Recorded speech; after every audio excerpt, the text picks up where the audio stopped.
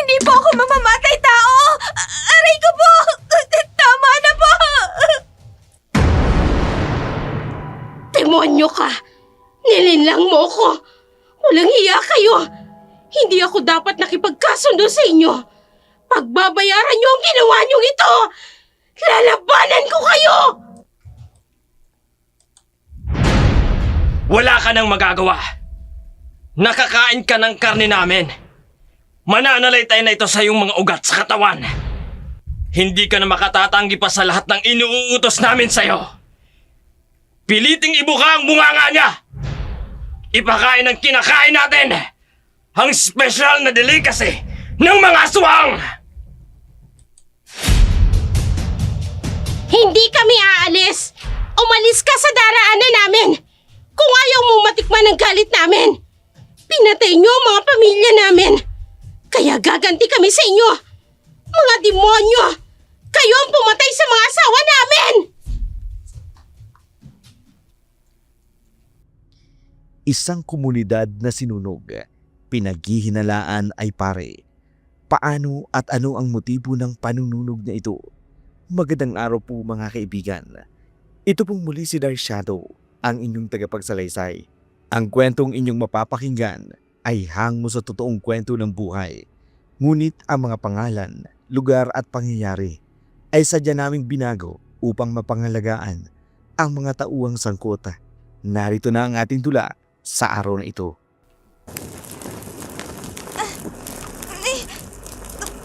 Bakit ang init? Anong nangyayari? Hindi! May sunog! Nay! Nay! Tulungan niyo ako! Saklolo! Mga kapitbahay! Tulungan niyo ako! Nasusunog ang bahay namin! Teka! Hindi ito ang bahay namin! Nasaan ako? Ang init!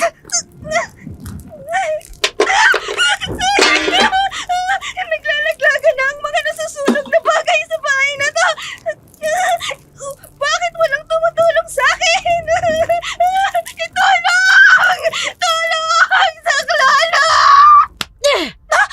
Nananaginip ka. Nay, ang sama ng panaginip ko.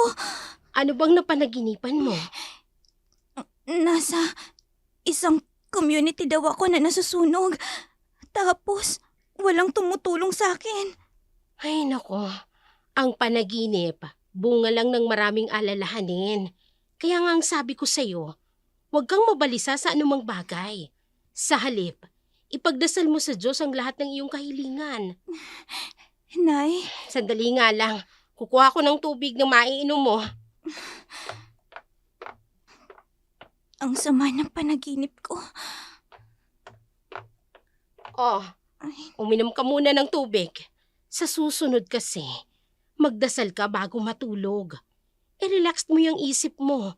Nang sa ganun anak, hindi ka nananaginip ng nakakatakot na bagay. Sige na, uminom ka na. Opo,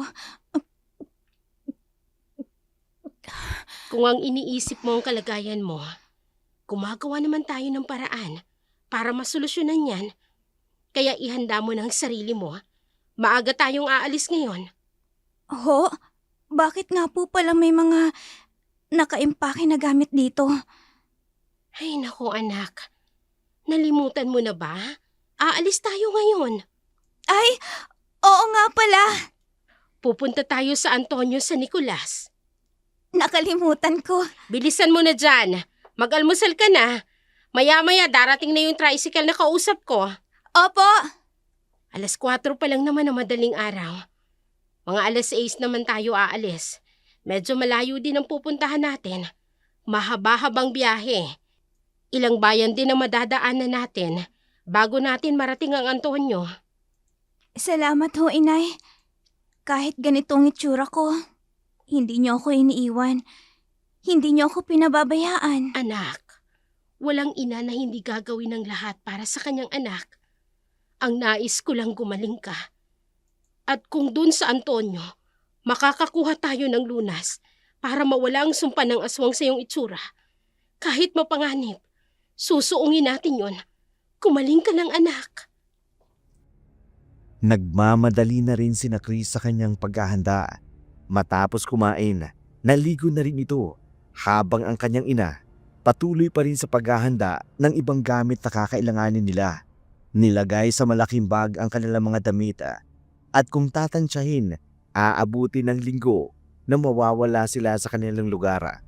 Makalipas ang ilang oras, dumating na rin ang tricycle driver na kausap ni Aling Elma. Tumulong na rin ito sa pagbubuhat ng mga gamit nila. Habang tumutulong, malimit itong sinisipat ang itsura ng dalaga.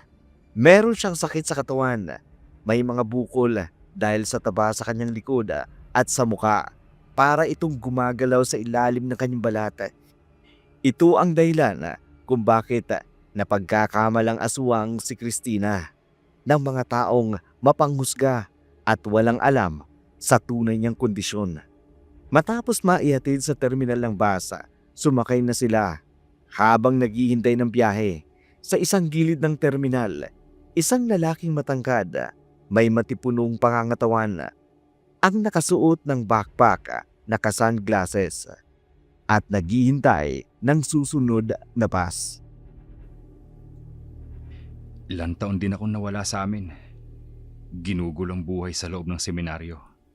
Dahil sa hangarin kong makapaglingkod sa Diyos, narito ako para gugulin ang aking discernment break.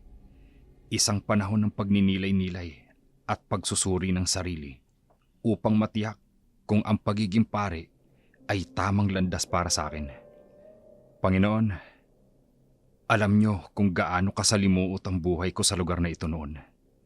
Kaya naisipan kong magpare upang akayin ang mga tao sa pananalig sa inyo, na alam kong iyon ang magiging daan para makawala ang mga kababayan ko sa sumpa ng kadiliman sa kanila.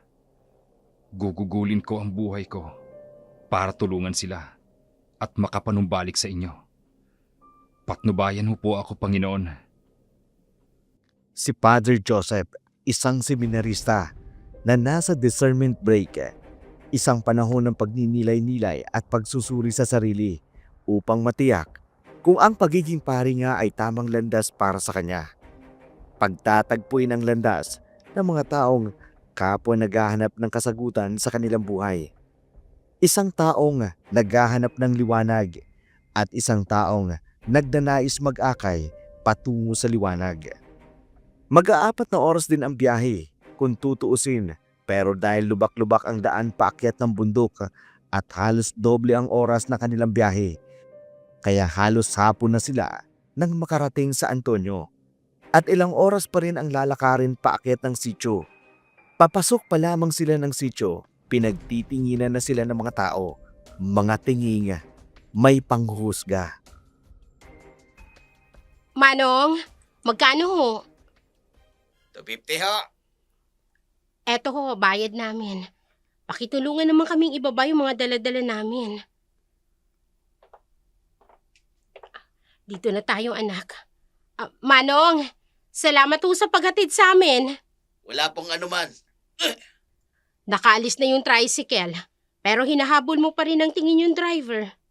Ang sama po kasing makatingin. Hayaan mo na lang, anak.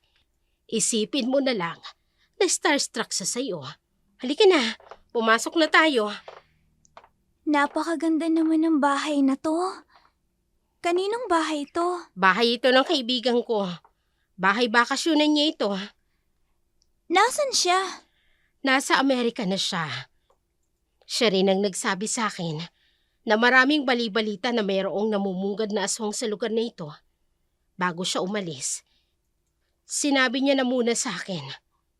Katulad ko rin siya, naghahanap ng mga aswang. Pero hindi ko rin lubos maisip kung bakit tumungo sila sa Amerika ng kanyang asawa. Ngayon ko lang nalaman, may mga kaibigan din pala kayong ganito kayaman. Pasensya ka na kung inilihim ko sa iyo, anak. Mas gusto ko lang kasing mamuhay tayo ng mapayapa. Halika na, tulungan mo akong mag-ayos ng mga gamit natin. Kahit maraming katanungan ang namumutawi sa isipan ni Christine, pinagwalang bahala niya na lamang ito dahil sa pagod sa mahabang biyahe. Naging maayos naman ang unang gabi nila. Habang nagpapahinga si Christine, inihanda naman ni Elba ang kanyang mga kailangan para mahuli ang sinumang aswang na aali-aligid sa kanila dahil buong akala niya aswang ang makapagbibigay ng lunas sa kalagayan ng kanyang anak. Kinaumagahan, maagang nagising si Christine, nagpaalam sa kanyang ina na maglalakad-lakad muna para makilala ang lugar. Pinayagan naman ito ni Elma dahil abala rin ito sa pag-aasikaso ng mga gamit nila. Maya-maya pa'y nawili si Christine sa pamamasyal hanggang makarating ito sa sentro ng barangay. Mangilan-ngilan din ang bahay na yari sa semento. Nakatawag pansin sa kanya ang mga tanawin. Isang tagong lugar sa mataas at magubat na bundok ng San Nicolas, pero may itinatagong ganda. Ngunit sa kabila noon, naruroon din ang mga mapanghusgang lipunan dahil sa itsura ni Christine. Doon ako magtatago. Bibilisan ko ng pagtakbo ko. Ang bata, patungo sa may bangin. Kung magtutuloy-tuloy siya sa pagtakbo, mahuhulog siya sa baba. Haharangan ko siya. Bata! Huwag kang tumuloy! Matarik ang lugar na yan! Mahuhulog ka sa baba! Pipigilan ko siya! Munti ka nang mahulog. Ha? Hindi! Aswang! Lumayo ka sa akin! Pangit ka! Aswang ka! Teka, sandali. Hindi ako aswang. Lumayo ka sabi sa akin eh! Bata, sandali. Hindi ako aswang. Aswang ka! Ang pangit-pangit mo! Mama! Mama! Hoy! Anong ginagawa mo sa anak ko? Mama, aswang po siya. Ang pangit niya, Mama. Isa siyang aswang. Lumayo ka sa anak ko, ha? Anong klaseng tao ka? Bakit ganyan ang itsura mo? Aswang kayong umaaligi dito, ano? Umalis ka rito. Layuan mo ang anak ko.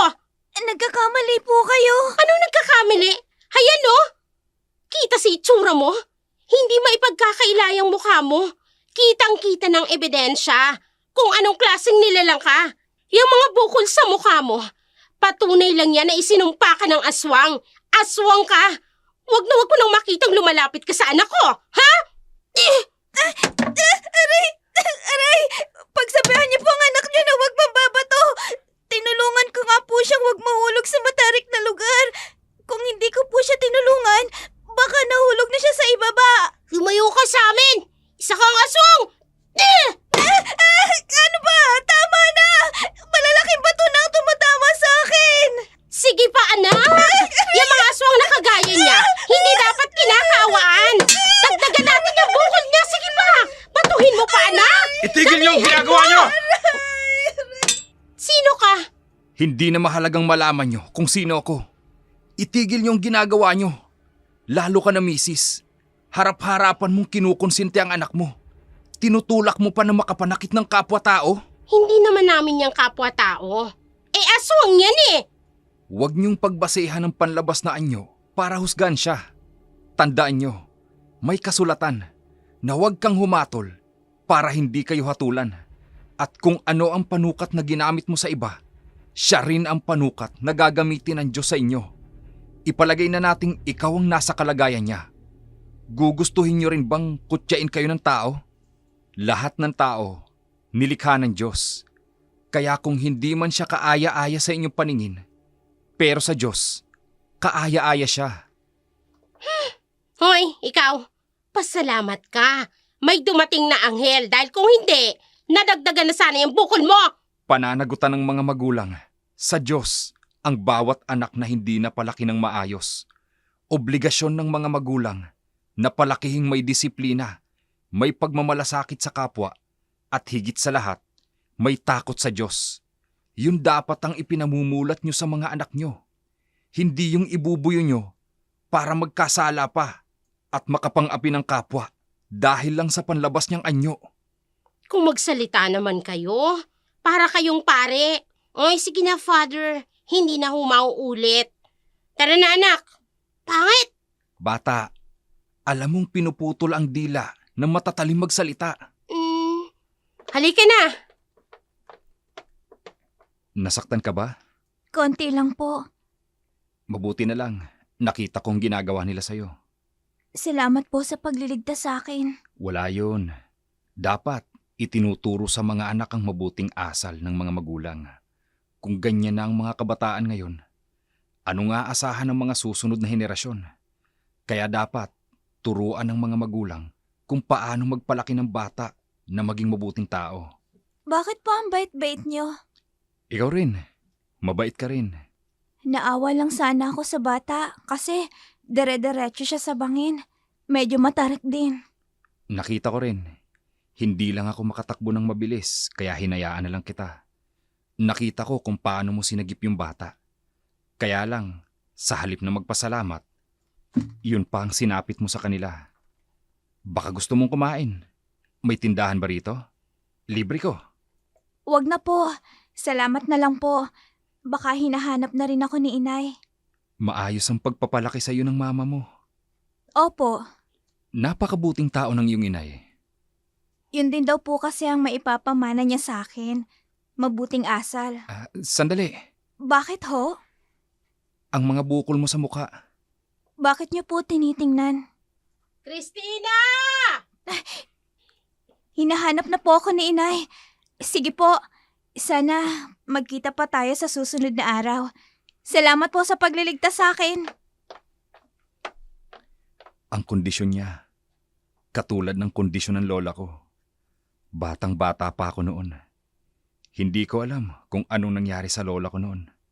Pero malinaw na malinaw sa akin na katulad siya ng sakit ni lola.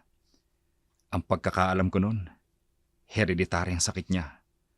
At ang pagkakaalam ko, sa pamilya lang namin ang may ganoon. Diyos ko, hindi kaya kamag-anak namin ang babaeng yon? Kapag may pagkakataon, babalik ako rito. Pero ngayon, tutuloy muna ako sa Purok 7 ng sityo na ito. Mahaba-habang lakarin pa ito. Nagmamadali ang lalaki na pumunta sa lugar na kanyang pupuntahan. Si Christina naman, nagmamadaling umuwi sa kanilang tinutuluyan. Nang makarating si Christine sa bahay, masayang bumungad sa kanya ang kanyang ina na may hawak na sibata. Nagmamadaling niyaya nito sa likod ng bahay ang dalagita upang ipakita ang nasibat nitong baboy ramo. Christine! Anak! Mabuti naman at nakauwi ka na. Halika, tingnan mo. May natuklasan ako. Ano po yan, inay? Nakahuli ako ng baboy ramo kanina. Habang wala ka, tinuso ko ng sibat dito sa likod ng bahay. Nakita ko kung paano ito nahulog at... Nasaan po ang baboy damo? Paano nawala ang baboy ramo? Baka nakatakas. Imposible.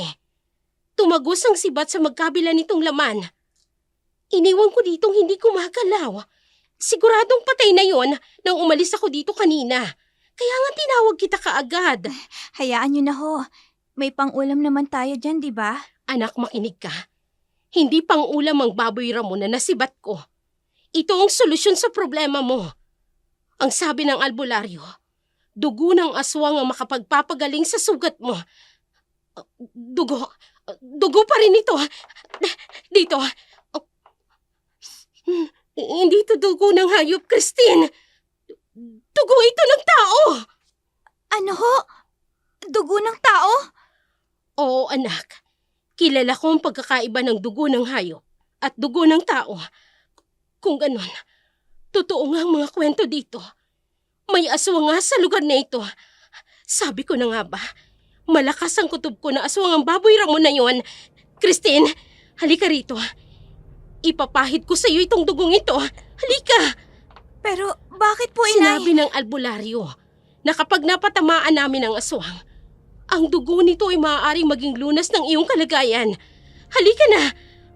Kaso, natuyo na ang dugo. Wala na. Ayos lang po, inay. Hayaan niyo na. Makakahuli rin tayo ng aswang sa lugar na ito. Ang akala ko pa naman, makakakuha na tayo ng lunas sa sakit mo. Tara na nga sa loob. Basta ang mahalaga, napatunayan natin na may aswang dito. Inay, Bakit? naniniwala po kayo sa albularyo? Nagagaling ako sa dugo ng isang aswang. Gaano po kaya tayo nakakasiguro na magagamot ng dugo ng aswang ang mga bukol sa mukha ko? Hindi kaya mas nakatatakot? Sa mga napapanood ko sa palabas, kapag nabahira ng dugo ng aswang ang isang tao, nalalahian po ito.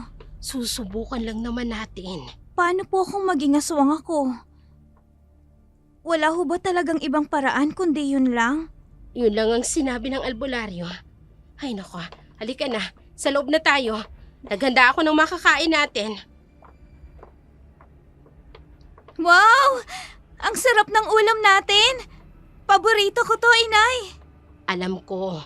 Kaya nga yan ang niluto ko eh. O ikaw, saan ka nga pala galing kanina? Bakit parang ang tagal mong nawala? Lumamig tuloy ang kakainin natin. Sige na, maupo ka na dyan. Nay, ano bang nangyayari sa inyo? Bakit pinagsisilbihan niyo po ako? Lagi ko naman itong ginagawa. Ikaw, saan ka nga pala nagpunta kanina? Bakit ang tagal mong nakabalik? Nay, may nakilala akong mabuting lalaki kanina. Talaga? Sino naman? Hindi ko po alam ang pangalan niya.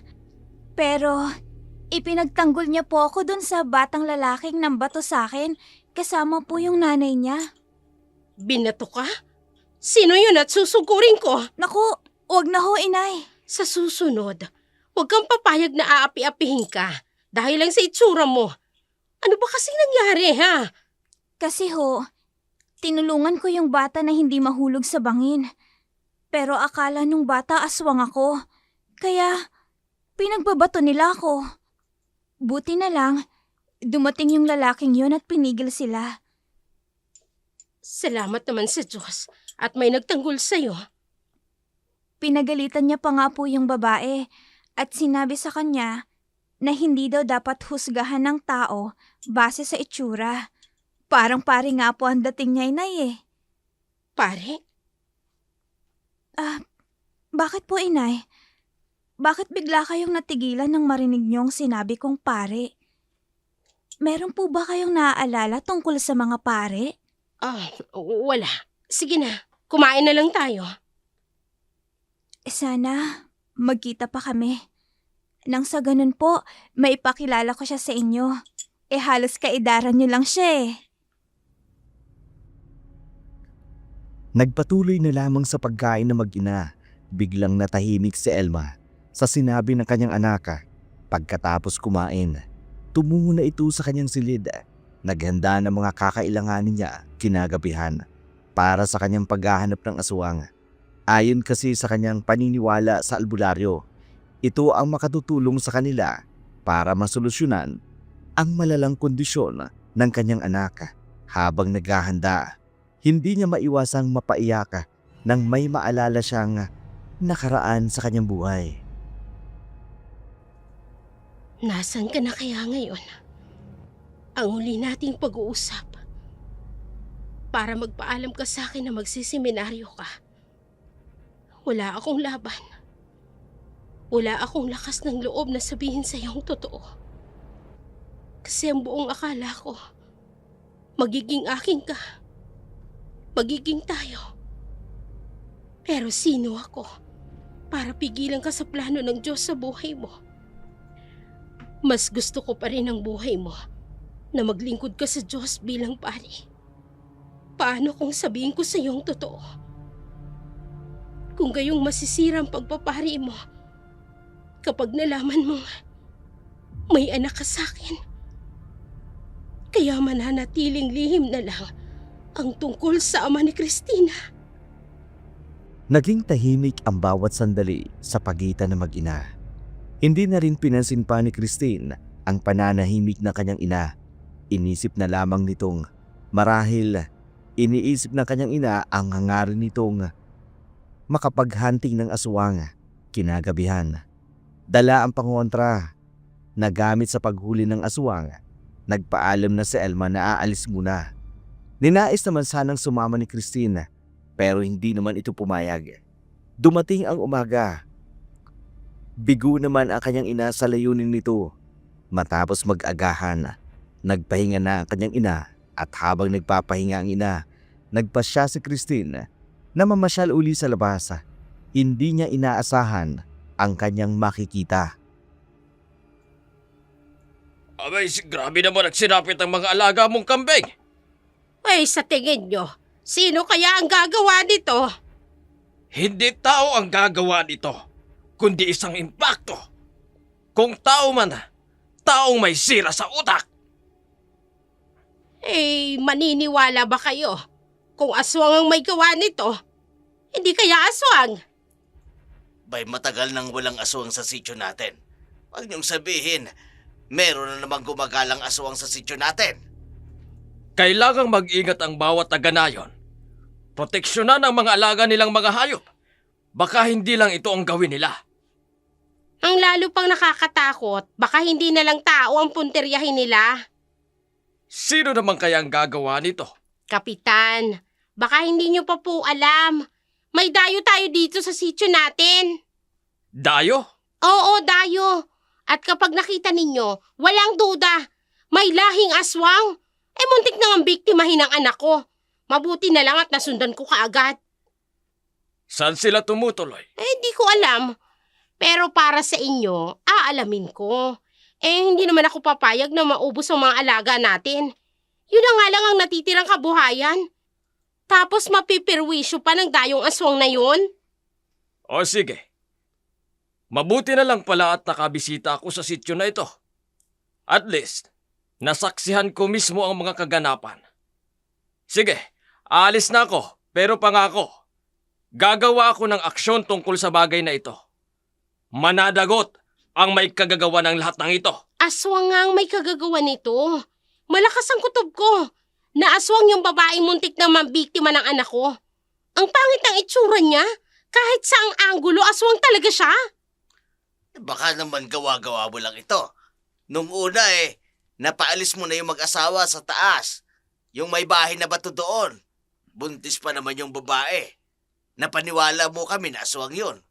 Kaya sila umalis nang wala sa oras. Ay, totoo naman Mula nga nang umalis sila, wala nang aswang na nambibiktima dito sa atin. Sada nga lang, totoo ang sinasabi mo. So, hindi kayo naniniwala na aswang nga yun? Hindi ko alam. Hindi ko pa naman napapatunayan. Speaking of aswang, tingnan nyo yung dumarating, Ay, ang pangit. Oh, nasa na si Kapitan? Wala na, nakaalis na. Umalis na yung habal-habal na sinakyan niya. Oh, yan. Yang babaeng yan, muntik na yang sumalakay sa anak ko. Yan ang aswang. Hindi po ako aswang. Eh kung hindi ka aswang, paano mo ipapaliwanag yung mga alaga kong mga manok na namatay? Puno ng kagat at wakwak ang tiyan, pati yung asawa ng kumari ko, ha? Namatay din si Paring Kanor. Wala po akong kinalaman dyan. Hindi ko po alam yung mga pinagsasasabi nyo. Alam nyo ba, natagpuan si Paring Kanor na wala ng buhay kaninang umaga. Dilat ang mga mata. Halatang takot na takot bago namatay. At nakatuwa dito naliligo siya sa sarili niyang dugo habang ang kanyang lamang loob pilit na kinuha mula sa kanyang puwitan. Hindi po ako ang may gawa niyan. Hindi po ako mamamatay tao. Manahimik ka, aswang! Pinatay mo ang asawa ko! Hindi po ako aswang. Wala po akong kinalaman dyan. Minsan mo nang pinagtangkaan ang buhay ng anak ko. Muntik mo nang itulak sa bangin sa burol, ha? Dapat sa'yo parusahan Wala ba kayong gagawin para panagutin ang babaeng ito? Mula nang dumating yan dito, nagkaroon na ng katakot-takot na kaganapan sa lugar natin. Sandali lang. Kain ko palang nakita ang babaeng ito dito. Hindi naman tama na basta na lang natin siyang husgahan at ipasa sa kanya ang sisi. Lalo na't wala naman tayong ebidensya. Kinakampihan yung asong na yan? Hindi lang kaaya-aya ang itsura niya dahil sa mga bukol niya sa mukha. Hindi! Kailangang managot siya sa nangyayari dito sa sityo natin. Tama na yan. Ano? Father Joseph! Kilala niyo siya? Oo, ipinakilala siya ni Father Ernesto Hakutina. naparito siya para sa kanyang discernment break.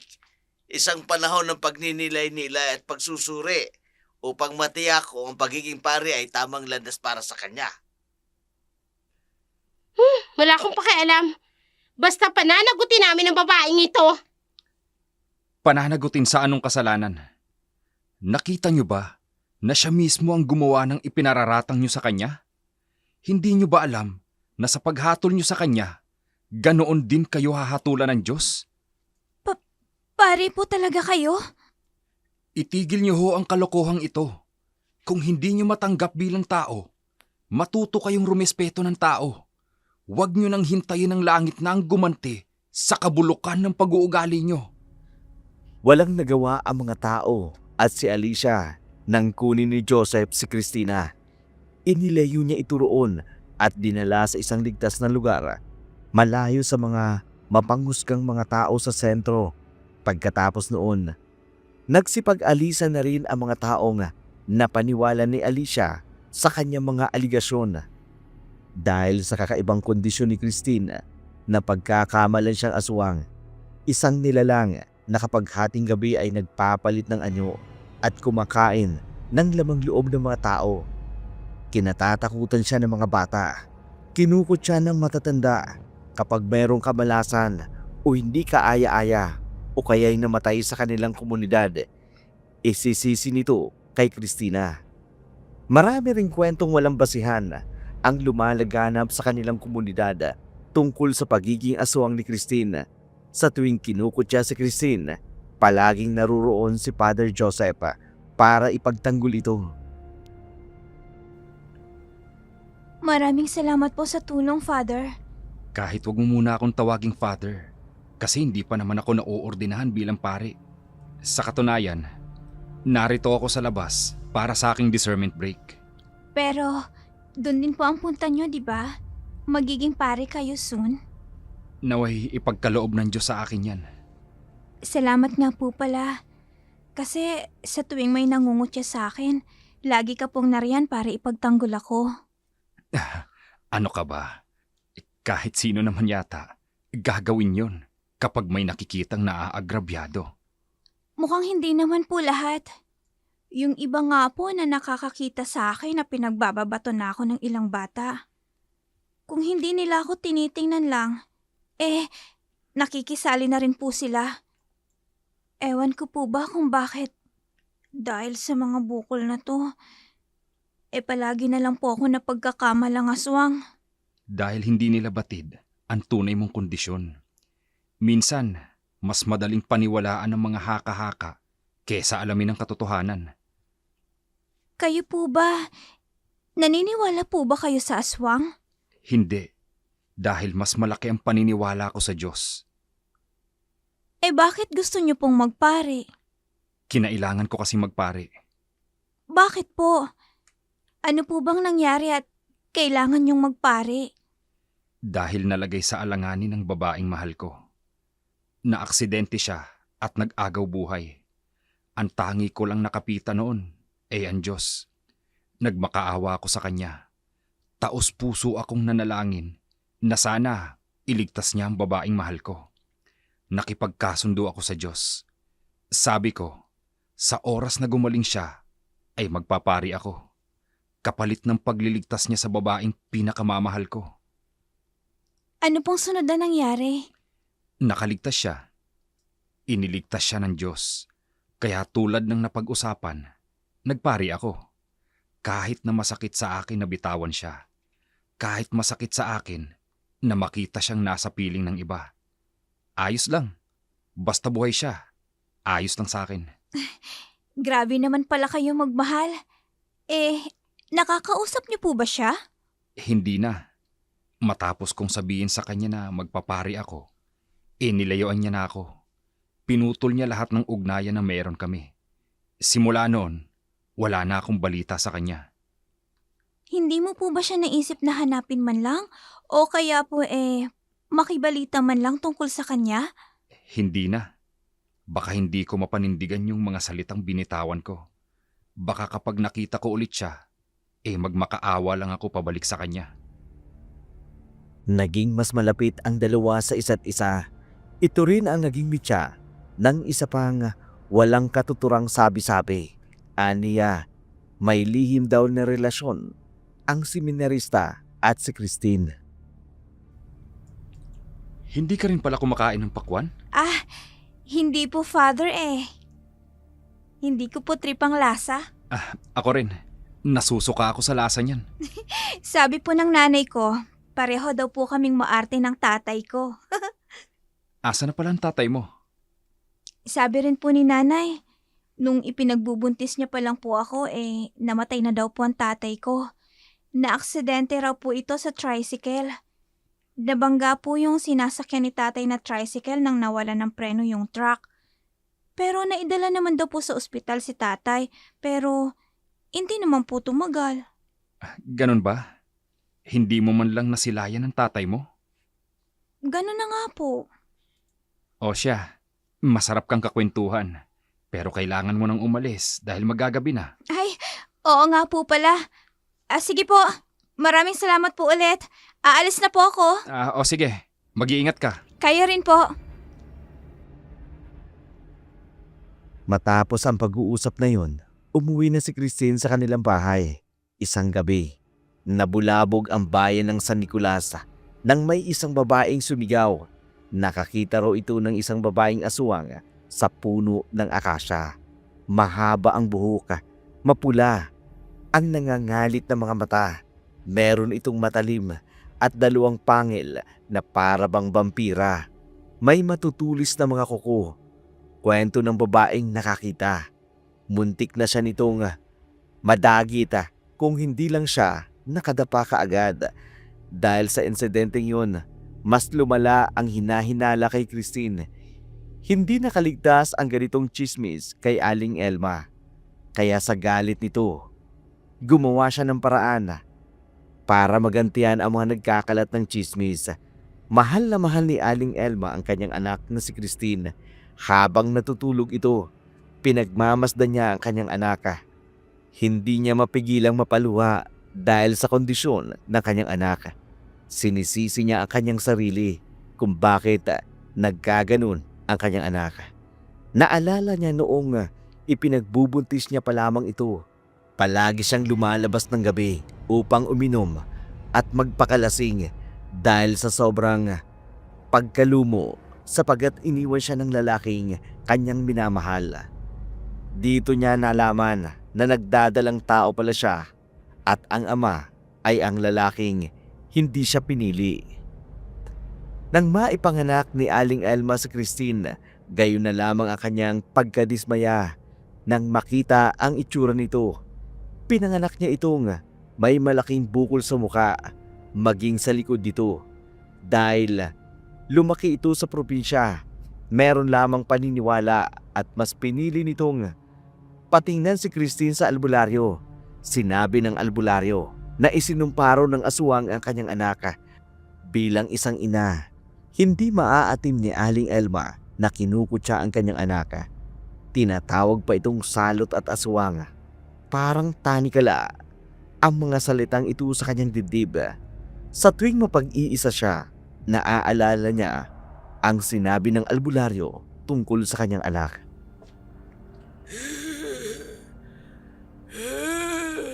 Sinumpa ang anak mo ng aswang. Ho? Bakit naman isinumpa ang anak ko? Dahil sa inggit. Inggit? Oo, Sino naman ang maiinggit sa akin? isang babaeng aswang ang nagnanais lamang makaganti sa'yo. Kaya sinumpa ang anak mo. Paano mapuputol ang sumpa? May pag-asa pa bang gumaling ang anak ko? Aswang ang gumawa ng sumpa. Kaya aswang din ang makatatanggal ng sumpa. Ang ibig mong sabihin, kailangan kong hanapin ang aswang na nagsumpa sa anak ko? Maaari. Pero may mas matinding paraan para dyan. Ano? Dugo. dugo ng aswang. Kailangan mo makakuha ng dugo ng aswang at dapat mo itong ipahid sa katawan ng iyong anak pagsapit ng kabilugan ng buwan. Saan naman ako maghahanap ng aswang? Ay bahala ka na doon.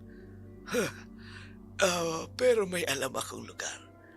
Sa Sitio Antonio, bayan ng San Nicolas. Marami akong nababalitaan tungkol sa sitio na yon.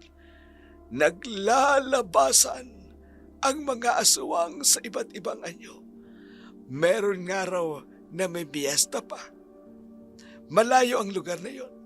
Pero kung susubukan mo, wala namang mawawala sa'yo. Mapapagod ka lang. Pero may posibilidad na gumaling ang anak mo. Kaya kami nandito dahil sa sinabi ng albularyo. Kailangang makahanap ako ng aswang sa lugar na ito.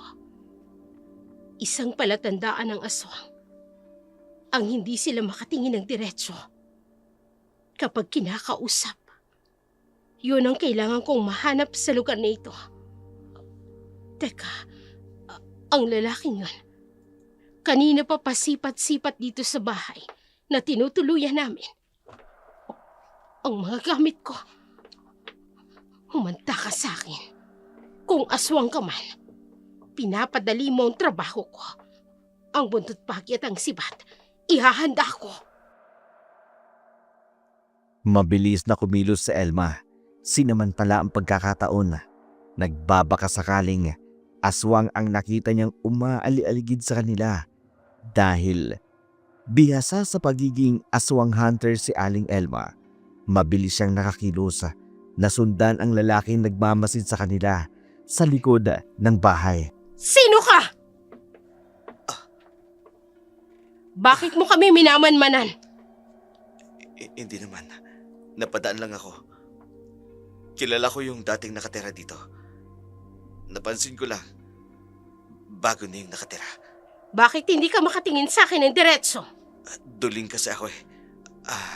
Nahihiya ako sa inyo. Tumingin ka ng diretso! Anong kailangan mo sa amin? Wala. Tingnan ko lang sa gagawin ko. Kung hindi ka magsasabi ng totoo, Anong?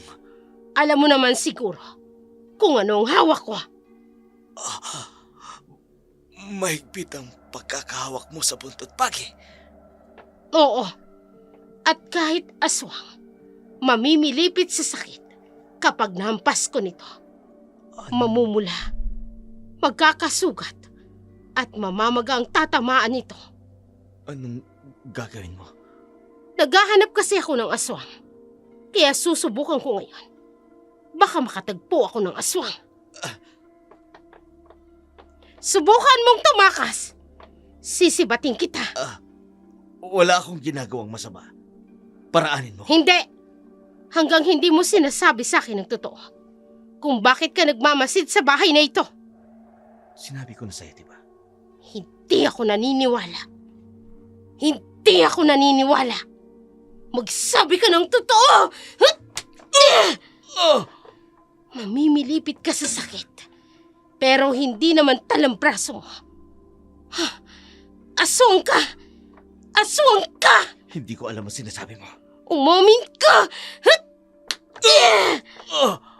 Aswang ka nga!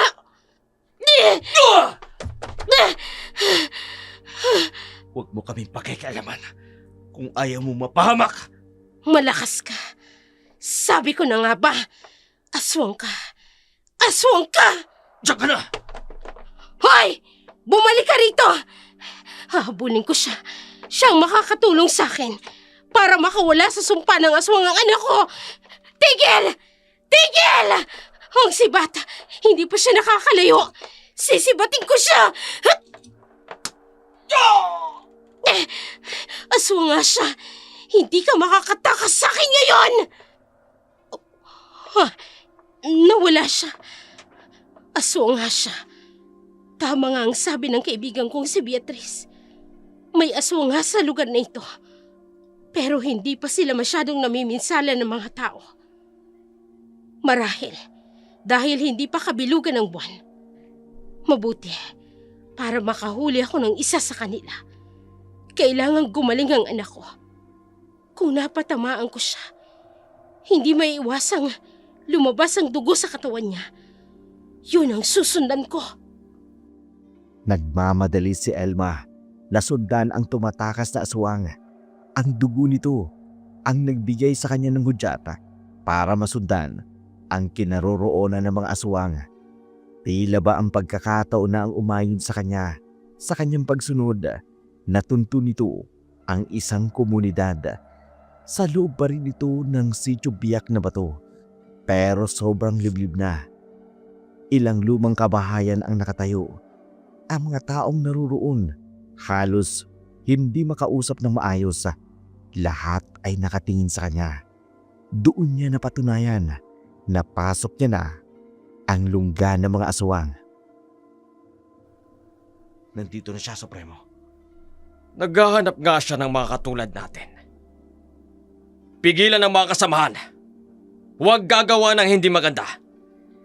Hintayin natin ang kabilugan ng buwan bago tayo kumilos. Kamahalan, makabubuti siguro huwag kayong lalakas ng boses. Baka marinig niya. Pagsabihan mo ang lahat. Walang magsasalita. Walang sasagot. Kapag nagtanong ang babaeng yan, Anong pinaplano niyo, Supremo? hindi na siya palabasin sa lungga natin. Malakas siya. May kakaiba siyang kasanayan. Parang pinaghandaan niya pagpunta rito. Kailangang balansin natin siya. Mahihina pa tayong lahat. Wala pa tayong magagawa para labanan siya. Kargado siya ng mga gamot na magpapahina sa ating mga aswang. Malakas din ang pananalig niya. Supremo, Ang tanging magagawa lang natin, ang pigilan siyang huwag makalabas. Mapaniwala natin silang kauri nila tayo. nasubukan ko na ang kakayanan niya. Hindi ko siya kaya. Ngayon lang yan. Pero pagkabilugan ng buwan, 10 ulit ang bilis at lakas natin. Ganoon din ang ating pandinig. Kaya habang kinakausap ko siya, pagsabihan mo ang mga kasama natin na huwag gagawa ng anumang ikagagalit ng babaeng yan. Ano pong pinaplano ninyo? Ako nang bahala sa gagawin ko. Haharapin ko siya. Gawin mo ang sinasabi ko. Sige ho. Ano nga pala yung sinabi niyo? Sige ho. Alis na ako. Pangahas na pumasok sa aming lungga. Wala pang nakakapasok dito na nakalapas ng buhay. Pagkain ang lumapit sa amin. Total, matagal-tagal na rin kaming hindi nakakain ng laman ng tao. Ikaw ang magiging handa namin sa kabilugan ng buwan. Hinarap ni Supremo si Elma. Wala namang kaalam-alam sa tunay na pinaplano ng pinuno ng mga aswang.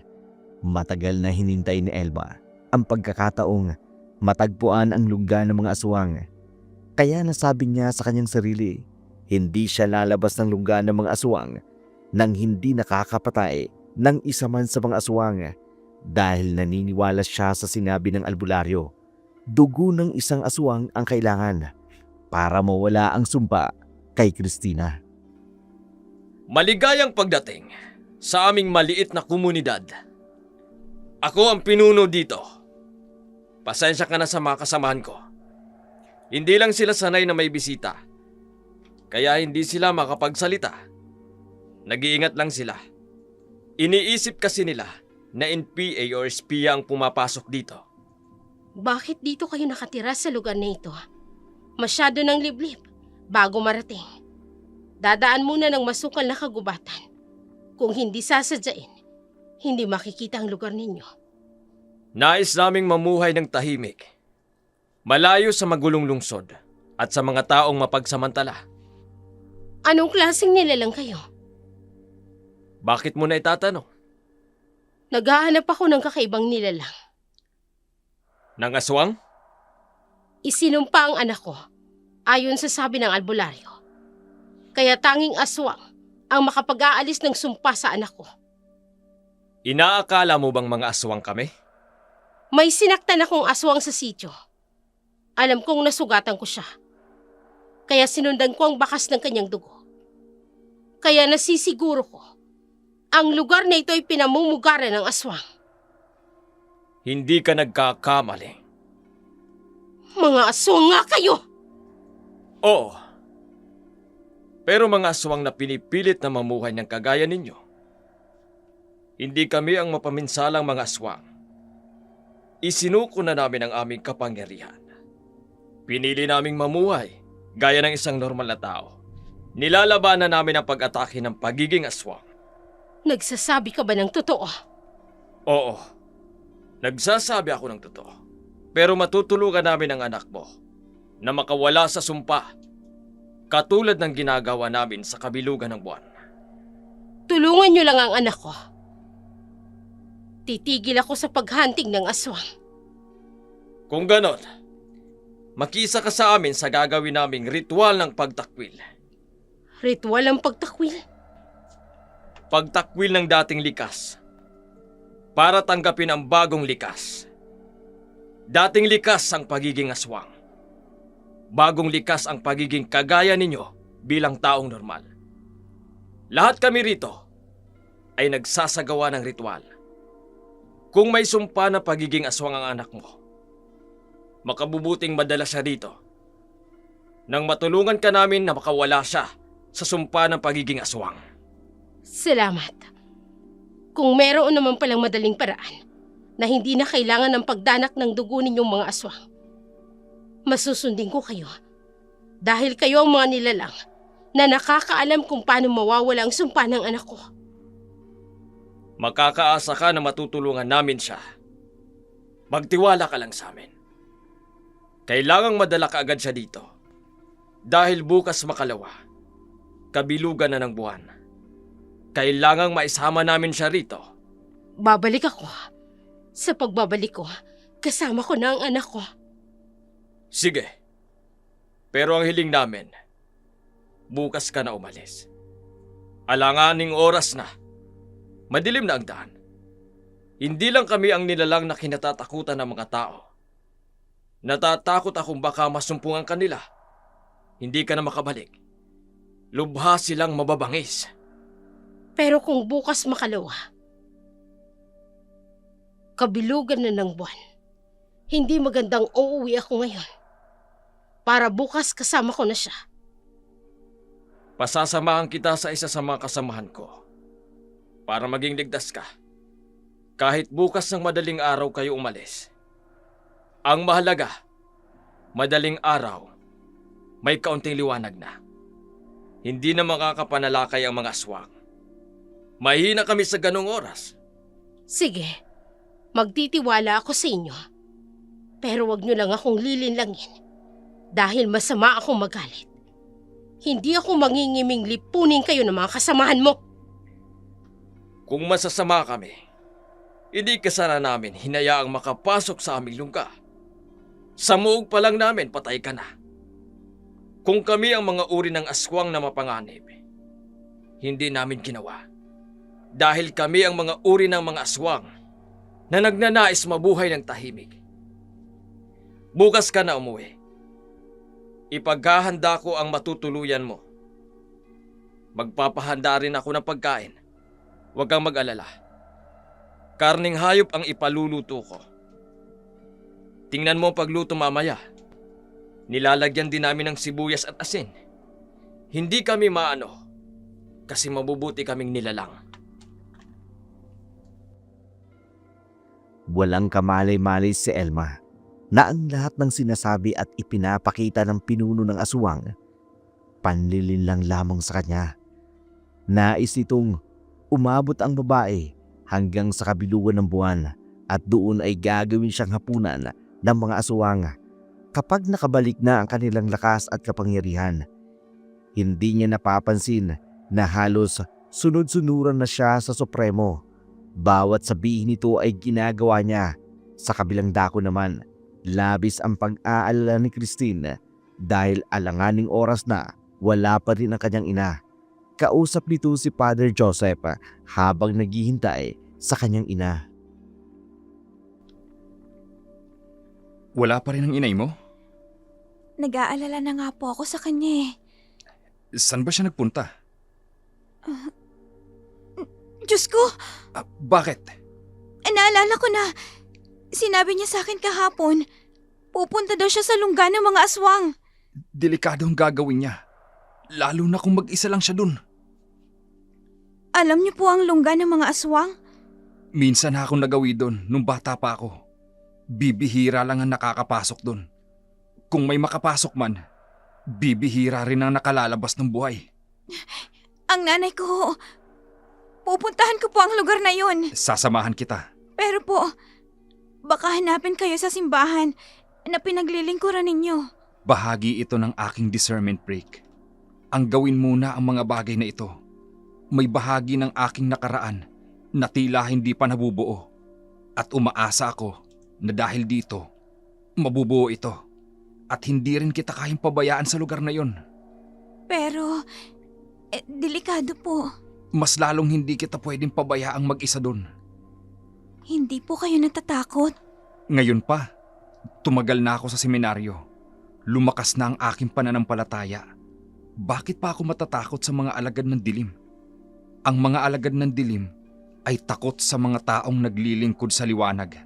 Sa mga ganitong pagkakataon, lalo pang napapatunayan ng Diyos ang kanyang biyaya sa mga mahihirap na sitwasyon. Salamat po.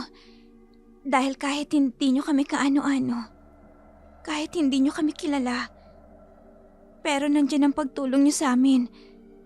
Kung wala po kayo, hindi ko po alam kung ano ang gagawin ko.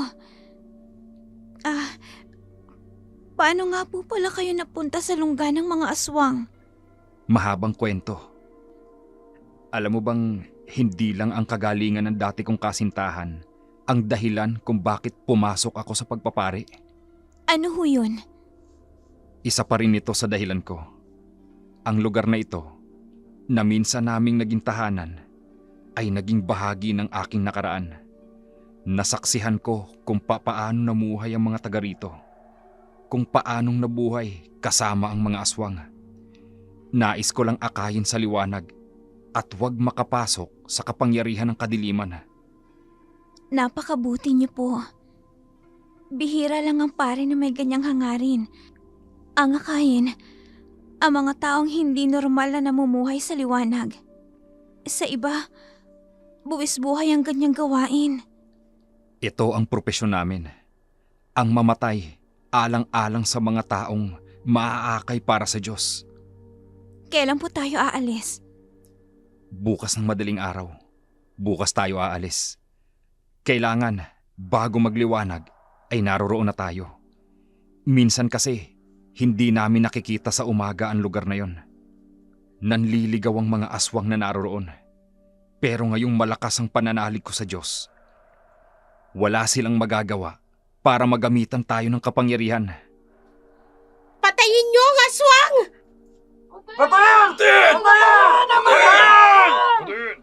Ang mga tao, Napaniwala sila ng mga kasinungalingan. ano pong gagawin ko? Haharapin natin sila. Ako ang kakausap.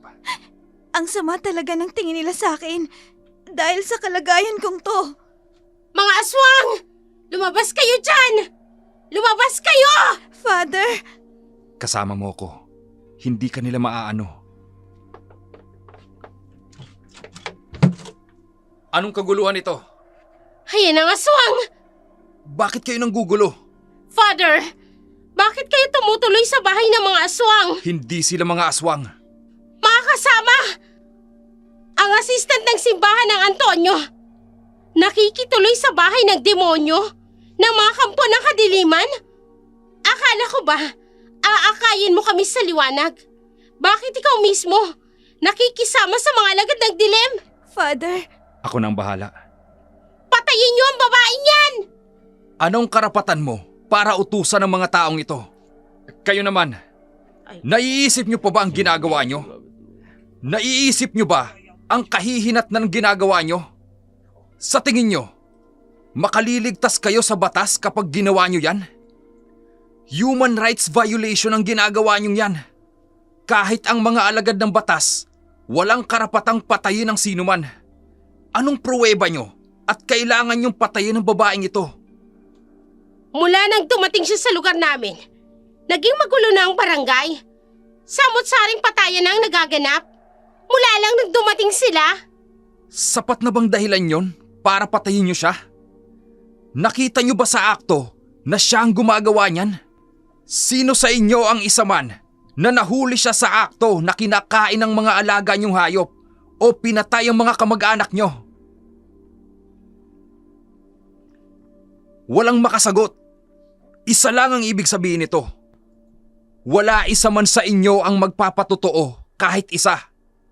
Kung ganon, isang malaking kasinungalingan ang pinaparatang ninyo. Kayo ay nagkakaisa para sa isang kasinungalingan.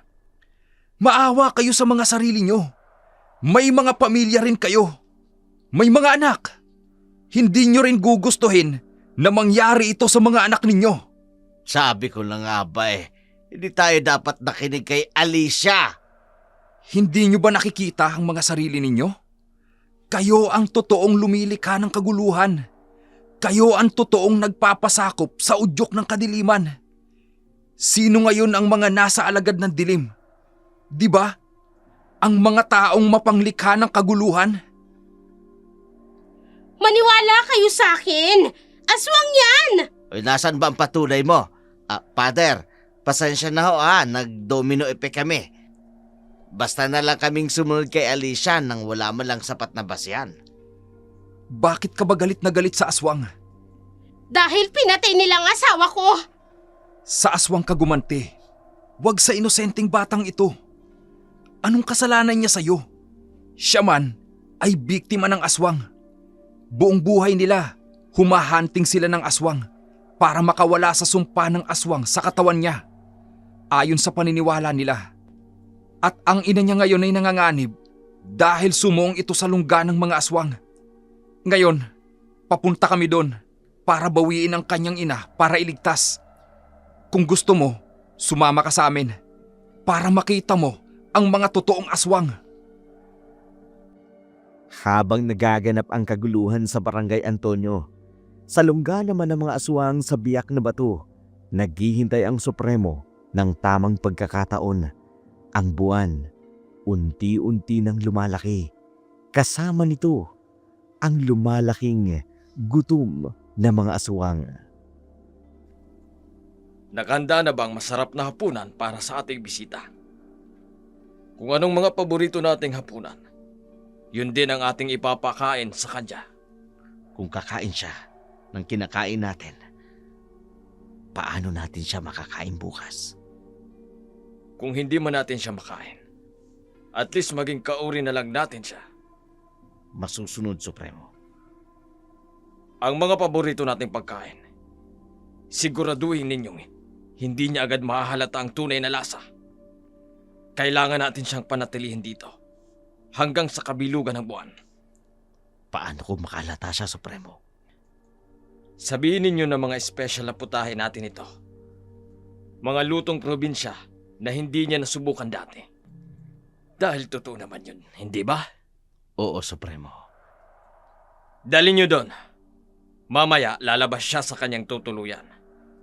Ikaw naman, habang kumakain, iligpit mo ang mga gamit niya, ang mga pangontra laban sa atin. Masusunod po. Bilisan niyo na.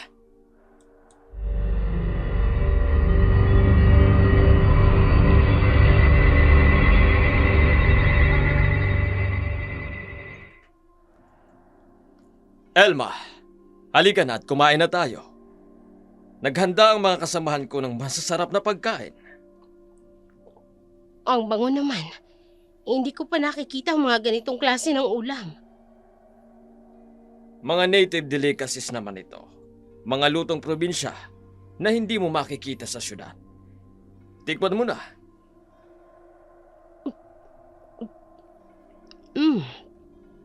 Masarap nga. Medyo kakaibang lasa. Pero May problema ba? Bakit ka tumigil sa pagmuya? Ipaayos ko sa tagapagluto namin. O baka hindi ka lang sanay. Parang may kakaiba. Hindi. Okay lang. Siguro dahil hindi ko pa nakain ng ganitong klase ng pagkain. Kumain ka pa. Kailangan mo ng lakas para sa biyahe bukas. Parang hindi ko kaya. Nasusuka ko. Bakit? Hindi mo ba gusto ang pagkain namin? Hindi. Siguro dahil pagod lang ako sa paglalakbay. O baka ayaw mo talaga sa pagkain ng mga aswang? Ano? Narinig mo naman. Ang kinakain mo ngayon ay pagkain namin ng mga aswang. At dapat mong kainin lahat. Anong ibig sabihin nito? Nilinlang niyo ako. Pinaniwala niyo ako na mabubuting aswang kayo. Pero ngayon, Wala ka nang magagawa, Elma. Nakakain ka na ng karne namin. Mananalaytay ito sa iyong mga ugat sa katawan. Hindi ka na makakatanggi pa sa lahat ng iuutos namin sa iyo. walang hiya kayo. Hindi ako dapat nakipagkasundo sa inyo. Pagbabayaran ninyo ang ginawa niyong ito. Wala ka nang magagawa. Sinira na namin lahat ng gamit mo. Wala ka nang magagawa laban sa amin. Walang sinuman ang nakapasok dito na makakalabas ng buhay. Walang hiya kayo. Nasaan ang mga gamit ko? Wala na! Sinira na namin! Lalabanan ko kayo! Hawakan ninyo sa... Pilitin ninyong kumain! Kailangan makain mo ang kinakain namin para maging kaul ka namin o ikaw ang kakainin namin. Karne ng taong ipinakain niyo sa akin kanina. Timonyo ka! Nilinlang mo ko! Likas na sa amin ang mapaglindang. Kung hindi namin kaya ang kalaban, nililin lang namin. Minsan na naman naming napatunayan na ang mga tao madaling mauto, madaling mapaniwala. Yun ang kahinaan ninyo. Kaya ayaw naming mabuhay na kagaya ninyo. Piliting ibuka ang bunganga niya. Ipakain ang kinakain natin. Ang special na delicacy ng mga aswang! Ayoko! Kumain ka! Kumain ka! Kain! Kain!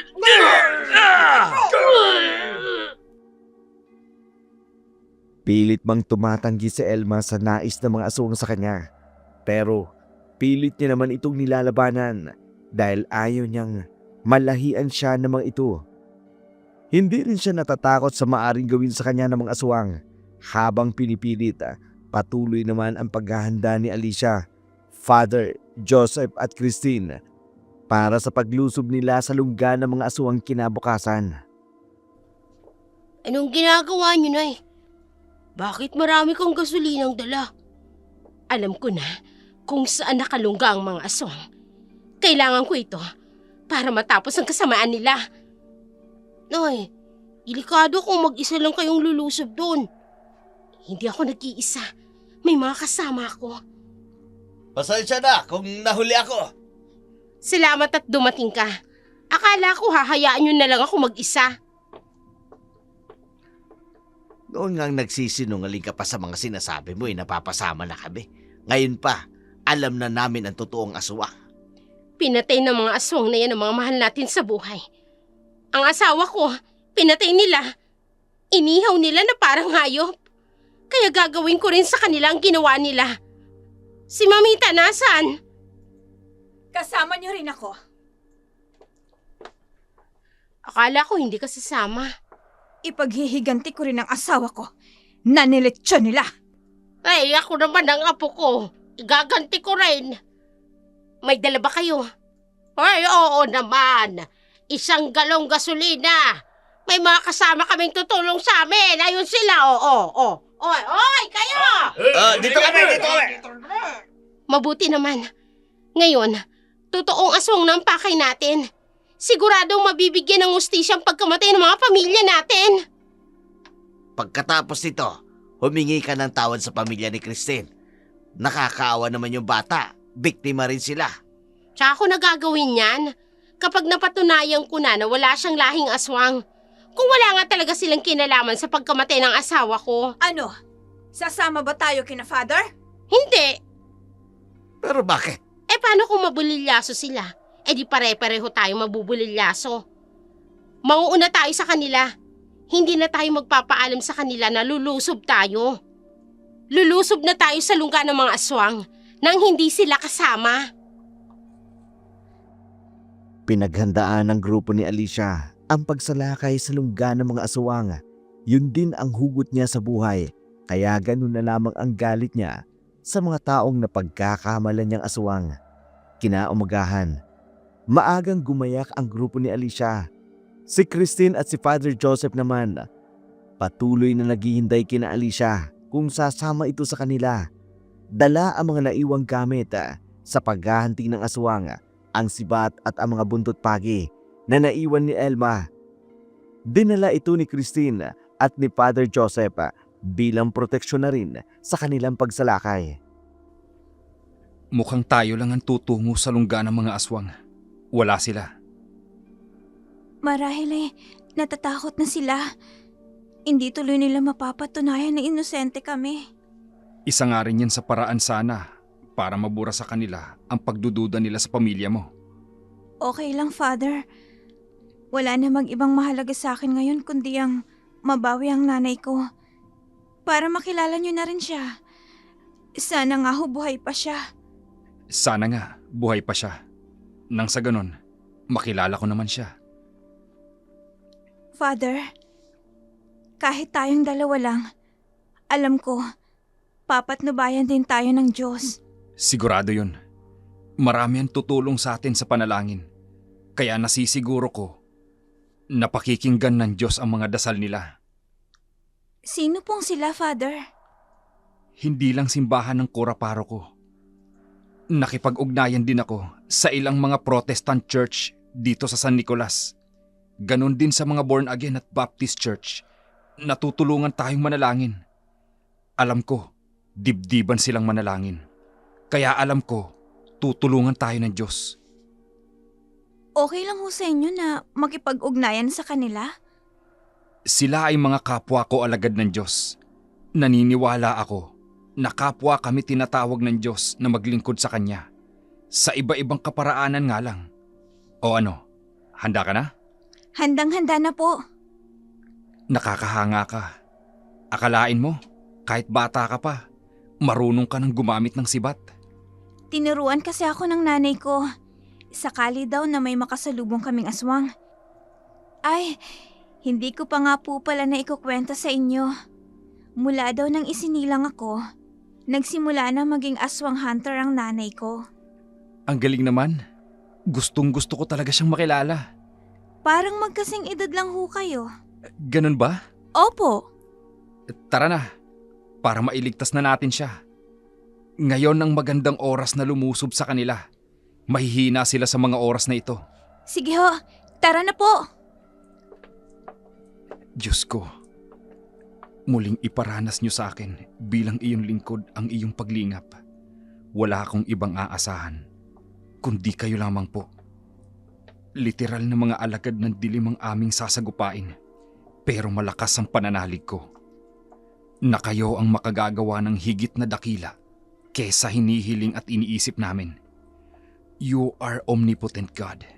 Makapangyarihan ka. Omniscient. Alam mo ang lahat ng bagay. Omnipresent. Abot ng iyong presensya ang lahat ng dako. Kaya sa dakong paruroonan namin, alam kong saklaw yun ng iyong kapangyarihan at presensya. Ang mga paang dahang-dahang humahakbang patungo sa lungga ng mga aswang, dala ang pag-asang mababawi ang kanilang kapamilya. Sa kabilang banda naman, nakahanda na ang kamatayan para kay Elma sa lungga ng mga aswang. Nakahanda na ang panggatong na ipangluluto sa kanya ng mga aswang, at ang grupo naman ni Alicia nasa ibang bahagi ng lugar upang isaboy ang gasolina. Wala silang hinintay na oras. Nais nilang mapatay ang mga aswang na kumitil sa kani-kanilang pamilya.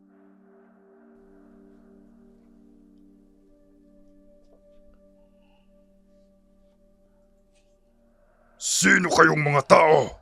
Sino kayong pangahas na naglakad at pumasok sa aming teritoryo? May nakakita sa atin. Ano gagawin natin ngayon, Alicia? Alicia, baka mapurnada tayo. Akala ko safe sa atin ang lugar na ito. Bakit natunugan nila tayo? Huwag kayong matakot. Ito na yung pagkakataon natin. Ano mang panganib ang dala nila, haharapin natin.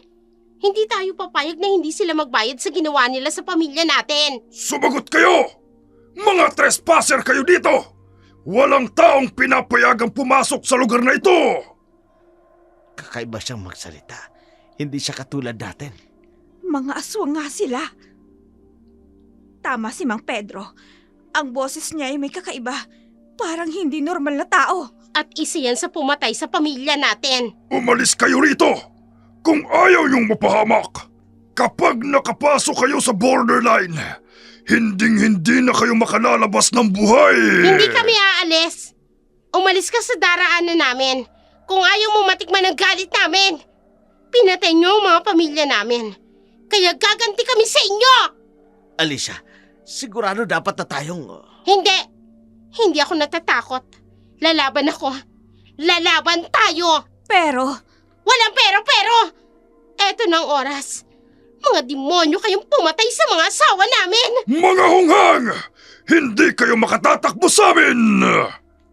Nasa harap na natin. Nakita ko na siya. para sa asawa ko, sibatin natin! Ipaghiganti natin ang ating mga pamilya! Sibatin na yan! Tumago sa dibdib ko! Natamaan natin ang aswang. Totoo nga na aswang siya!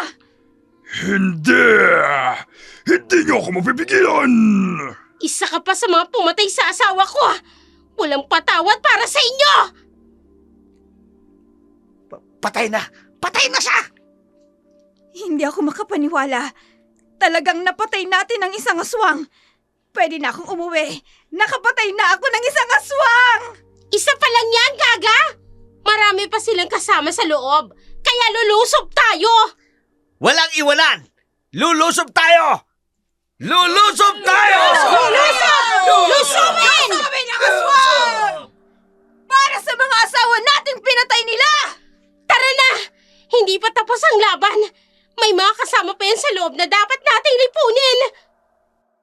Matagumpay na naipatumba ng grupo ni Alicia ang mga aswang na humarang sa kanila. Nagpatuloy sila sa paglalakad hanggang makarating sila sa lungga ng mga aswang. Nakita mismo ng kanilang mga mata ang ginagawa kay Aling Elma mula sa di kalayuan na lungga ng mga aswang. Gamit ang teleskopyo, nakikita nila ang kaganapan sa maliit na community ng mga aswang. Supremo, naitali na namin siya. Nakahanda na rin ang kawayan para sa pagkabit. Mabuti. Ibitay ninyo siya ng patiwarik. Siguraduhin ninyong hindi siya makakaalis sa pagkakabitay. Ano pong gagawin natin sa kanya?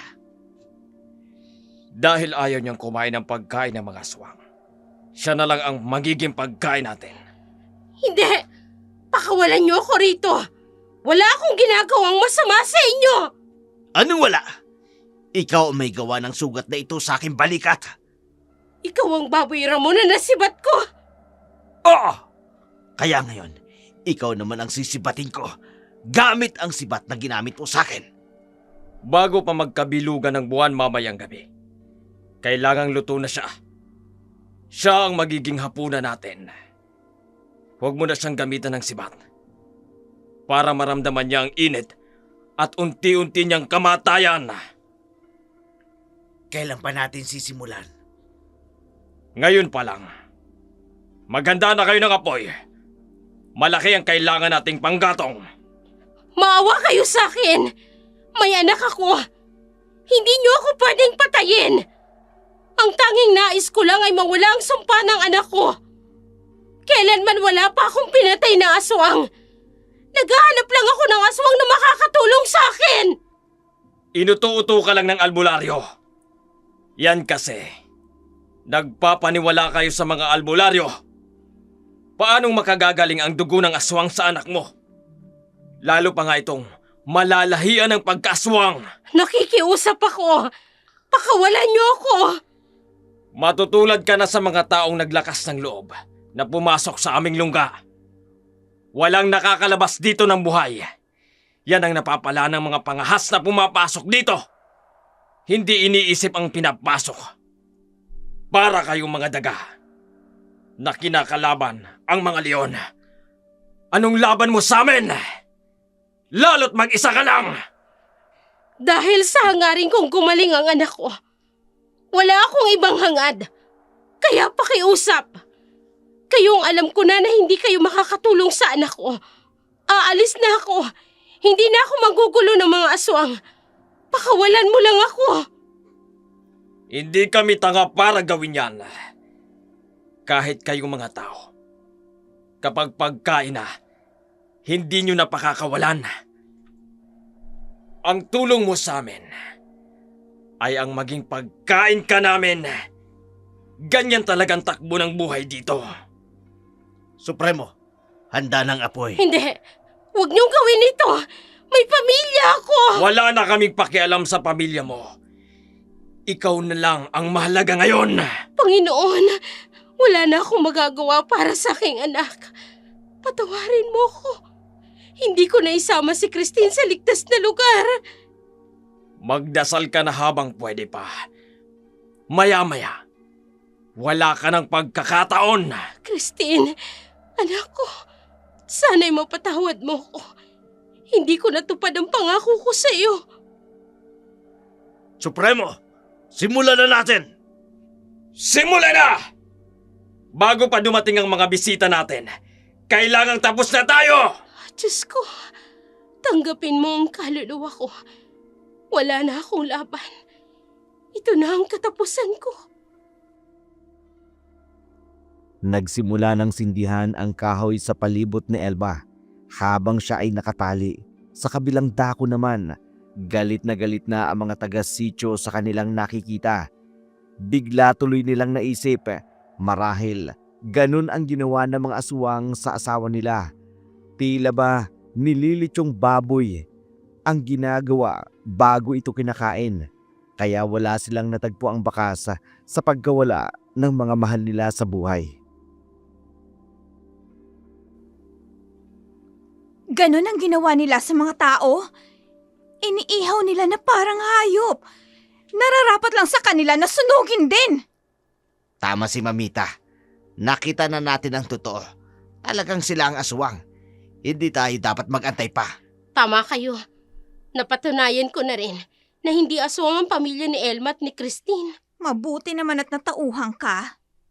Biktima lang pala sila ng mga aswang tulad natin. Hindi sila ang kalaban natin. Bilang pambawi sa kanila, tutulungan natin si Elma na makawala sa kamay ng mga demonyong yan. E paano natin siya tutulungan? Ibubuhos natin ang gasolina sa buong lugar na yan para matawag ang pansin ng mga aswang at magulo sila. Magagawa kaya nating makuha sa Elma bago sila makapaganda? Kailangan nating subukan. Hindi natin pwedeng pabayaan ang inosenteng babae na yan. Sige, handa na ako. Para kay Elma! Maghanda na kayo. Sabay-sabay nating ibubuhos ang gasolina sa iba't ibang bahagi ng lugar nila. Sige, gagawin namin ang lahat ng iniutos mo. Total, ikaw naman ang nagsisilbing PL namin. PL? Ano pa, the parent leader? Ay, okay. E di sunugin na natin lahat. Habang naguguluhan sila, kukunin natin si Elma. Delikado yan. Pero para sa hustisya ng mga asawa natin at para kay Elma, gagawin natin. Walang atrasan. Ito na ang pagkakataon natin para makaganti sa pumatay sa mga mahal natin sa buhay. Simulan na natin! Bago pa nila matapos ang kanilang ginagawa kay Elma! Oy, tara na! Para sa lahat ng biktima ng mga aswang na yan. Tara! Teka, sandali. Ano ba, bakit? Nasaan si Father Joseph? Tsaka si Christine? Malamang wala pa sila. Nauna tayong tumungo rito. Marahil sa mga oras na ito, papunta pa lamang sila. Nais kong bumawi sa kanila. Kaya iligtas natin si Elma. Bilisan na ninyo! Ibuhos nyo ng mga gasolina. Nang makalika na tayo ng ingay at magulo sila. Sige na! Sige, bilisan na natin. Ina! Oh, ang iba sa inyo, ha? Si Elma dapat. Bago pa nila masindihan ang apoy na gagawin nila, tayo na ang mauunang makalika ng apoy. Mabilis na naisagawa ng grupo ni Alicia ang kanilang plano. Mabilis namang sinilaban ang mga kubol ng mga aswang, maging ang kanilang sanktuaryo ay nasunog na rin. Ito ang naabutan ni Father Joseph at ni Christine, kaya dali-dali nilang hinanap ang kanyang ina. May malaking sunog sa lugar ng mga aswang. Father, may nagkakagulo na doon. Baka may nangyari ng masama kay nanay. Bilisan natin. Kailangang mahanap agad natin ang inay mo. Pero mag-ingat tayo. Mukhang nagkakagirian ang mga aswang. Ano kayang nangyari? Bakit nagkakasunog?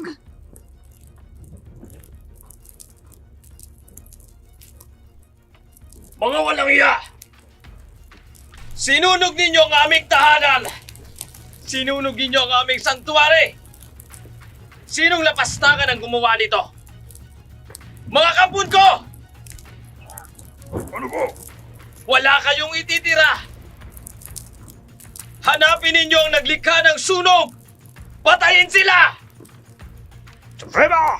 Nasusunog na lahat ang kabayanan natin! Hanapin ninyo ang naglikha ng sunog na ito! Patayin ninyo sila! Sino kaya ang naglakas ng loob na gawin ito sa amin? Hindi ko alam. Pero kung sino man yan, babayaran nila ng buhay ang ginawa nila!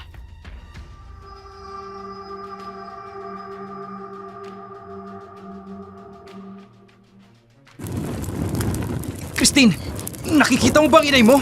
Hindi ko po makita, Father! Sobrang gulo na doon! Mga kasama! Maghanap kayo sa lahat ng sulok! Walang makakatakas sa amin! Supremo! May mga tao! Sino? Mukhang dayuhan din. Baka sila may kagagawa ng sulog! Dakpin niyo sila! Patayin ang lahat ng nakikita ninyo! Christine, Father, nakita na tayo! handa na ako, Father. Hindi ako natatakot sa kanila. Para kay inay! Mga demonyo kayong mga tao! Pagbabayaran ninyo ang mga ginawa ninyong ito! Diyos na mahabagin at makapangyarihan, iligtas mo kami sa kamay ng mga demonyong ito. Proteksyonan niyo kami sa kanila. Hindi tayo makakalapit! May kung anong nakasisilaw sa taong yan! Sino kang demonyo ka? Hindi ba't ikaw ang demonyo na namiminsala ng mga tao? Pumapatay ng mga walang kalaban-laban. Kayo ang kampo ng demonyo! Ikaw ang nanunog ng aming lungga. Pagbabayaran ninyo ito! Supremo! Nakawala ang bihag! Sinong bihag ninyo? Hanapin ninyo ang babae yon! Hindi dapat makatakas ang babae yon! Siya ang magiging hapunan natin! Saan niyo dinalang nanay ko? Ikaw! Ikaw nga ang anak niya! Halos kahawig ka nga namin. Isinumpa ka nga ng isang aswang! Hindi ako naniniwalang isinumpa siya ng isang aswang. Hindi aswang ang may kagagawan yan, kundi problema sa kanyang kondisyong pisikal. Ilabas niyo ang bihag niyo! Ilabas niyo na! Anong kaguluhan yon? Mga militar supremo, binabaril nila ang mga kasama natin. O hindi! Hindi maaaring maubos ang ating lahi! Halika! Bitawan mo ako! Ikaw ang magiging pain ko para matigil ang mga militar na yan sa pagpapaputok sa aking mga kasamahan. Itigil ninyo yan! Itigil nyo ang ginagawa ninyo! Kung ayaw ninyong pugutan ko ng ulo ang babaeng ito! Itigil niyo ang ginagawa niyo! Bihag nila ang anak ko! Parang awa niyo na! Itigil niyo ang pagpapaputok! Baka patayin nila ang anak ko! Pakiusap! Tama na, itigil ninyo ang ginagawa niyo! Suprema! Ang sunog ang nakatawag pansin sa mga militar. Nakita nila ang malaking apoy. Kaya naalarma sila. Na! Magbabayad ng mahal ang naglikha ng sunog na ito! At ikaw na pari ka! Ikaw ang nanunog sa amin! Hindi ko magagawa yan. Kararating ko lang. Inay! Tumakas ka na! Sandali. Kilala ko siya. Kilala niyo po ang nanay ko. Hindi ito ang oras para pag-usapan ang mga revelasyon ninyo! Magselis kayo! Kung ayaw ninyong mapugutan ng ulo ang babaeng ito! Wag! Maawa ka sa anak ko! Bakit? Naawa ba ang mga sundalong tinawag mo? Para pagbabaralin kami? Buhay ng mga kasamahan ko ang nawala. Kaya matitikman nila ang tindi ng galit ko! Huwag mong idamay ang anak ko! Elma! Joseph! Sige! Lumapit ka sa kanya! Mag-usap kayo! Pero ang babaeng ito, ang magiging hostage namin. Para makatakas kami ng mga kasamahan ko! Anong ginagawa mo dito? Tutulungan ko sana ang anak mo na bawiin ka sa kanila. Joseph, tulungan mo ko. Bawiin natin si Christine. Kailangan mo siyang iligtas. Oo, ililigtas ko siya. Pero Tsaka ko na ipapaliwanag sa iyong lahat.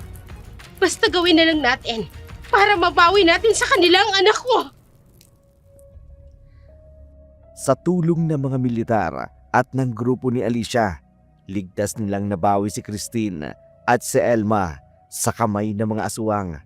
Habang ang pinuno ng aswang na si Supremo, hiniling na wag silang papatayin. Kaya dinala ng mga militar sa kampo at doon ikinulong. Tao sa puso namang humingi ng tawad si Alicia sa mag-ina. Sa mga paratang nito sa kanila, tinanggap naman agad ni Christina ang paghingi nito ng tawad.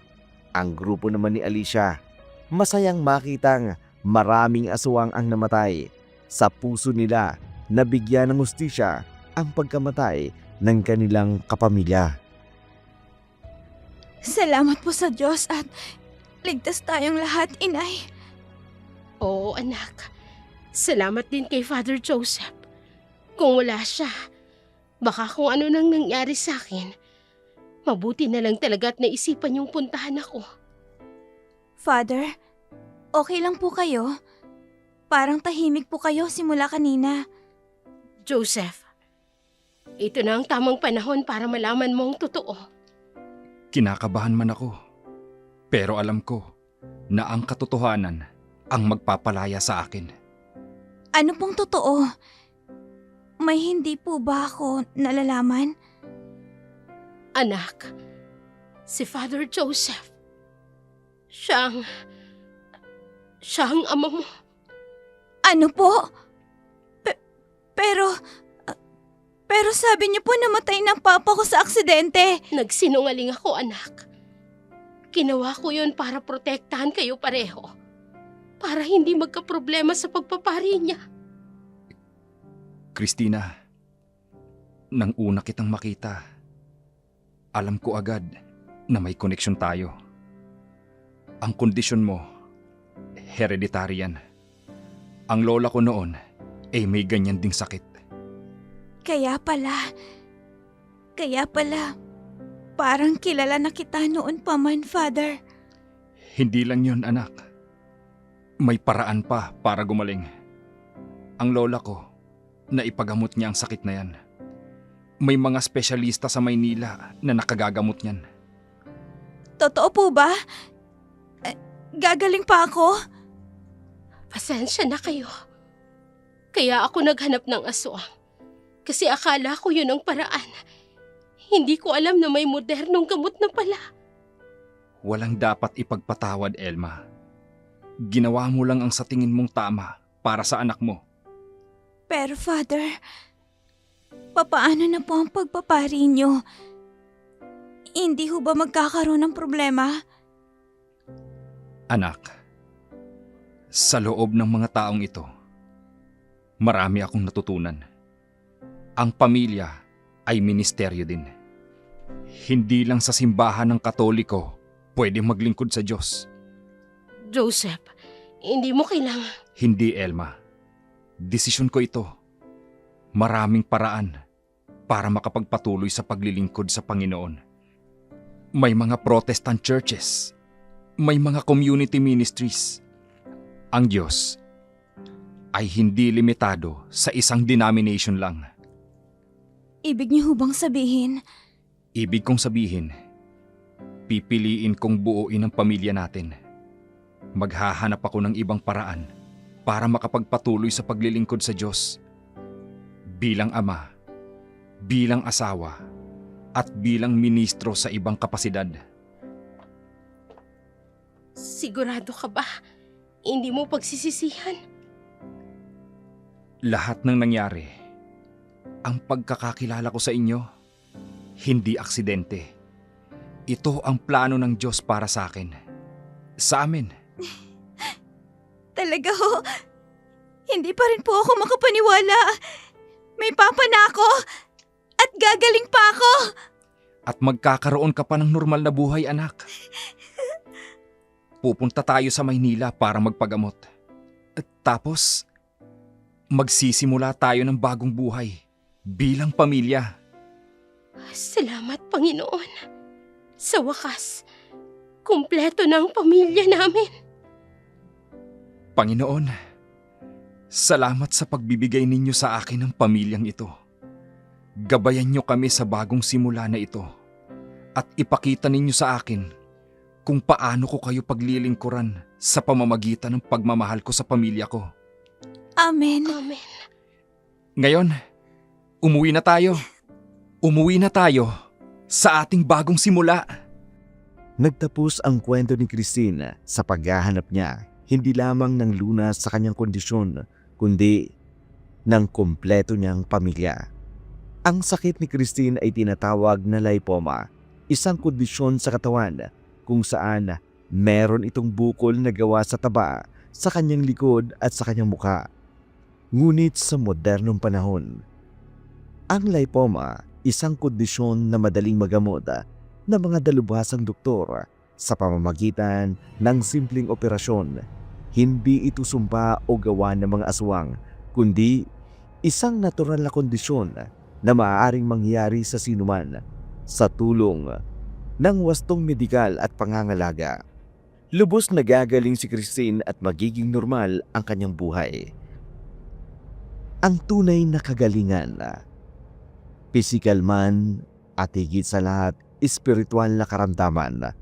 Tanging ang Diyos lamang ang makapagbibigay ng lunas sa lahat ng karamdaman. Si Joseph, natagpuan niya ang kanyang tunay na pagkakatawag. Hindi bilang pare, kundi bilang ama at ministro ng Diyos sa kanyang sariling tahanan.